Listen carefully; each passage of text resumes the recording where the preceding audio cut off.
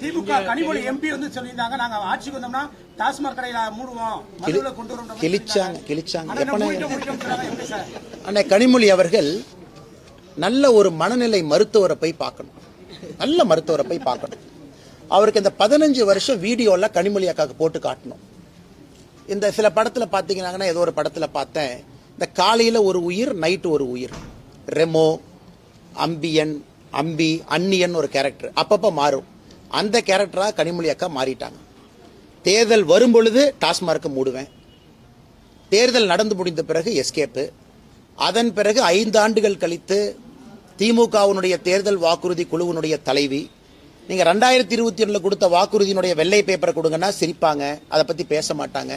அதனால கனிமொழி அவர்கள் எப்படி பேசுறாங்கன்னே தெரியல. அந்நியனா பேசுறாங்களா, அம்பியா பேசுறாங்களா, இல்ல ரெமோவா பேசுறாங்களான்னு தெரியாது. மாறி மாறி பேசக்கூடிய அரசியல்வாதியாக அருமை அக்கா கனிமொழி அவர்கள் இன்று மாறி இருக்கின்றார்.